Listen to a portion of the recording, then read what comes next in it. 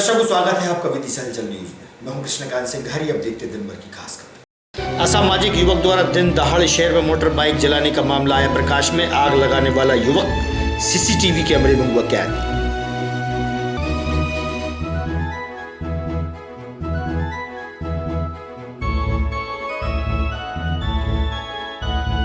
Medical college के अनुसूचित जाति के छात्र पहुंचे कलेक्टर के पास। छात्रवृत्ति की जा रही है मांग, सौंपा ज्ञापन।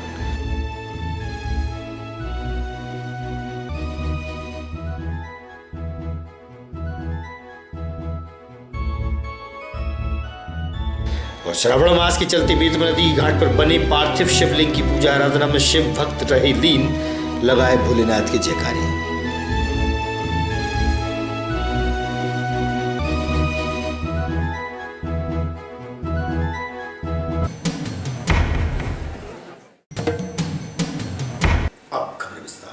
इन दिनों नगर में पुलिस से बेखौफ असामाजिक अज्ञात युवक द्वारा दिन दहाड़े सावरकर बाल विहार, नीरा गैस एजेंसी के पास और फिर गुरुद्वारे के पीछे खड़ी 3 मोटर बाइक को आग के हवाले कर दिया गया। इस युवक द्वारा पहले मोटरसाइकिल की पेट्रोल की नली को निकाला जाता है और फिर पेट्रोल निकलने के बाद माचिस की तीली से आग लगा दी जाती है। इस युवक का पूरा मामला सीसीटीवी कैमरे में कैद हो जाता है। पुलिस द्वारा इस युवक की जाँच पड़ताल की जा रही है, जो अलग तरह की घटना को अंजाम दे रहा है।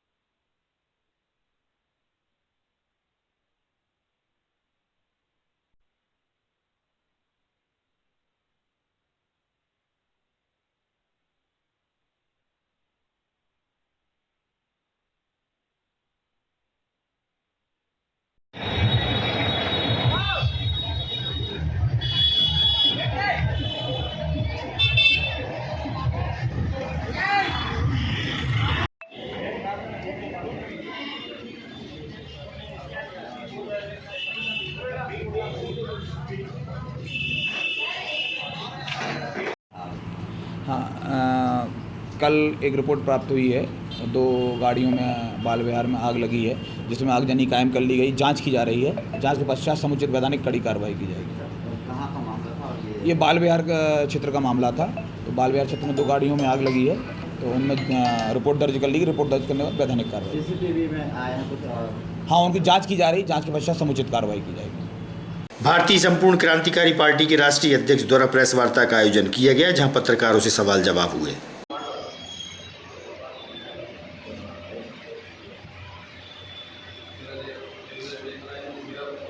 राष्ट्रीय अध्यक्ष भारतीय संपूर्ण क्रांतिकारी पार्टी आज विदिशा में संपूर्ण पत्रकारों के साथ मुझे आकर के बहुत सौभाग्य प्राप्त हुआ। लेकिन मुझे यहाँ आकर के मालूम पड़ा, तो अत्यंत सुखद समाचार मालूम पड़ा कि स्वर्गीय राजेश शर्मा जी, स्वर्गीय श्री राजेश शर्मा जी, स्वर्गीय श्री सुनील शर्मा जी और स्वर्गीय श्री नरेंद्र जी को मैं अत्यंत संवेदनशील, उनके परिवार को, आप सब उनके मित्रों को मैं अपनी संवेदना व्यक्त करता हूँ। राष्ट्रीय अध्यक्ष संपूर्ण क्रांतिकारी पार्टी इस पार्टी को 2006 में रजिस्ट्रेशन हुआ। जैसा कि आप सब लोग जानते हैं कि वर्तमान समय मध्य प्रदेश, राजस्थान और छत्तीसगढ़ के अलावा 2 अन्य राज्यों में चुनाव होने वाले हैं। मध्य प्रदेश, छत्तीसगढ़ और राजस्थान अपनी एक अहम भूमिका निभाने वाले हैं। मैं पूर्व में सपाक्स पार्टी का राष्ट्रीय उपाध्यक्ष था। सपाक्स पार्टी के राष्ट्रीय उपाध्यक्ष के नाते हम लोगों ने मध्य प्रदेश में चुनाव लड़ा। 230 सीटों की जगह 110 पे हम लोग चुनाव लड़े और पार्टी का इस सिंबल ना आने के कारण 70 सीटों पर चुनाव हुआ, जिसमें 0.175 मत प्राप्त किया। यह मत इस बात का संकेत था कि मध्य प्रदेश में जनता बदलाव चाहती थी। देश काल परिस्थितियाँ रही कि जिस पार्टी का जनता ने परिवर्तन किया, उसी पार्टी ने अपने साम दाम दंड बल का प्रयोग करके और पुनः पार्टी की स्थापना पद प्राप्त कर लिया, सत्ता प्राप्त कर ली। मुझसे ज़्यादा आप सब लोगों को इस विषय में बड़ी अच्छी से जानकारी प्राप्त होगी किस तरह से सत्ता प्राप्त की गई। देश काल परिस्थितियाँ सत्ता प्राप्त कर ली, लेकिन जनता के मन में उस तरह के विचार से वो संतुष्ट नहीं हुई। यहाँ की स्थिति ये है कि रोटी को आदमी करे क्या, इधर पलटता है तो फिर जल जाती है, उधर पलटता तो जल जाती है, कि रोटी को पलटा जाए तो बहुत अच्छे से सिक जाएगी। लेकिन यहाँ की स्थिति ये है कि वो रोटी इतनी जल चुकी है कि इधर से उधर से पलटने से भी काम नहीं चल रहा। यहाँ की प्रदेश की जनता तीसरे विकल्प की तलाश में है। तीसरे विकल्प के रूप में हम मुख्य भूमिका में चुनाव लड़ रहे हैं और हमारे साथ छोटे छोटे पूरे देश के 50 संगठन साथ में चुनाव लड़ेंगे।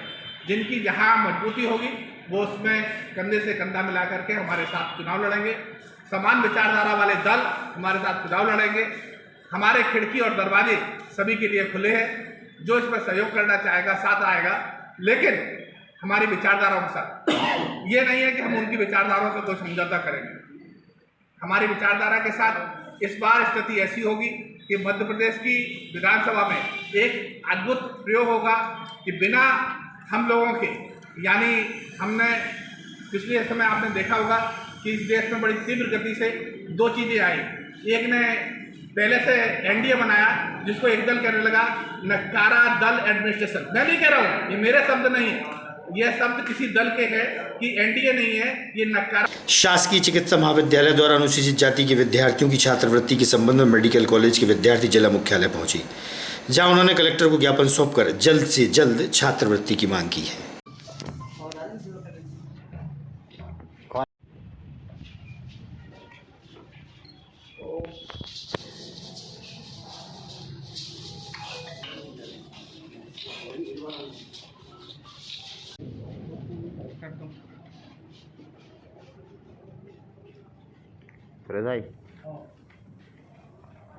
मेरा नाम है योगेंद्र रलोती। मैं Atal Bihari Vajpayee government medical college का 2018 बैच का छात्र हूं। और मतलब हमारी समस्या ये थी कि हमको स्कॉलरशिप नहीं मिली अभी तक। हमने सितंबर 2022 में अप्लाई किया था, उसके लिए हमने लिखित रूप में भी एप्लीकेशन दे दी है, आदिम जाति विभाग में भी दे दी है, कॉलेज में भी दे दी है और मौखिक रूप से भी उनको हमने 2-3 बार जाके बता दिया है, लेकिन अभी तक उनने कुछ भी हमको मतलब आश्वासन नहीं दिया है उस चीज़ का। और अब यहाँ पे हम आए हैं कलेक्ट्रेट पे एप्लीकेशन देने के लिए। विजय दिवाकर। ये कहाँ पढ़ाई करते हैं? जो हम अटल बिहारी वाजपेयी के 2018 वर्ष के छात्र हैं। और मतलब क्या समस्या है जो आज ये ज्ञापन हमारा देना, क्या मामला? हमने सितंबर 2022 में स्कॉलरशिप, पोस्ट मैट्रिक स्कॉलरशिप के लिए अप्लाई किया था एससी कैटेगरी के स्टूडेंट से। और हमने कई बार कॉलेज में भी और आदिम जाति विभाग में भी इसकी शिकायत की है, मौखिक रूप से भी और लिखित में भी, लेकिन अभी तक इस पर कोई कार्रवाई नहीं है। क्या चाहते हैं, क्या मांग? हम चाहते हैं हमारी स्कॉलरशिप जल्दी से जल्दी सैंक्शन हो जाए। और हमने फ़ीस का भी पहले से ही फ़ीस भी भर दी है कॉलेज के अपने स्वयं के पैसे। कब से रुकी हुई है? ये लगभग 1.5 साल हो गया है। कितनी कितनी स्कॉलरशिप? वो हमारे जो ट्यूशन फ़ीस है वो जो अमाउंट है वही सैंक्शन होता है। कितना? वो 50,000 है 1 साल का। ये हम 11 स्टूडेंट हैं। विगत 30 जुलाई को लटेरी में मुस्लिम युवक आमिर नाम के लड़के से परेशान होकर कक्षा 12वीं की नाबालिग छात्रा द्वारा अपने ही घर में फांसी लगाकर आत्महत्या कर ली गई थी। पुलिस प्रशासन द्वारा आरोपी के घर को जेसीबी के माध्यम से ध्वस्त किया गया। भारी पुलिस फोर्स के साथ राजस्व नगर पालिका अमला मौजूद रहा। एसडीएम लटेरी ने दी जानकारी।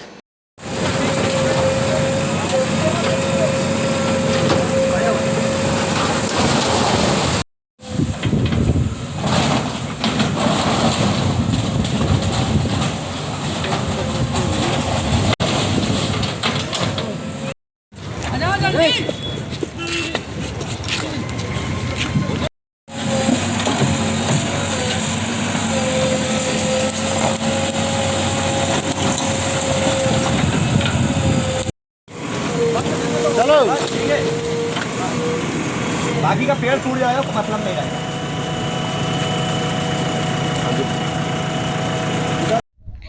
ये वार्ड नंबर 15 निवासी सईद खां यूसुफ खां पिता सईद खां के घर पर कार्रवाई की गई है और ये जो हमारे यहाँ के नगर पालिका के सीएमओ हैं उनके द्वारा ये हमको अवगत भी कराया गया था कि चूँकि इनका प्रधानमंत्री आवास के अतिरिक्त इन्होंने जो निर्माण किया था वो अवैध रूप से किया था, भवन अनुज्ञा नहीं थी और अन्य वैधानिक दस्तावेज नहीं थे।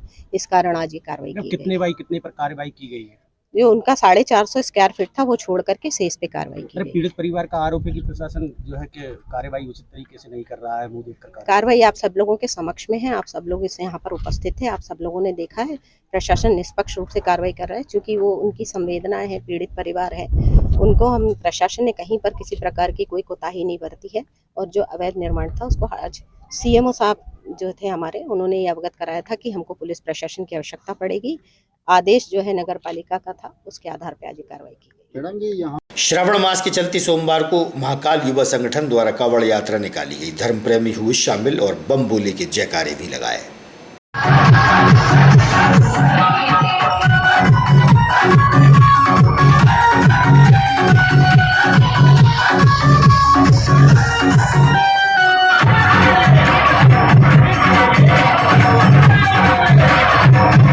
बेतवा घाट पर श्रावण मास में बेतवा की पवित्र मिट्टी से शिवलिंग निर्माण कर पूजा आराधना में शिव भक्त लीन रहे। बाढ़ वाले भोलेनाथ सेवा समिति द्वारा विगत 8 वर्षों से पार्थिव शिवलिंग का निर्माण किया जा रहा है। शिव भक्त रहे मौजूद।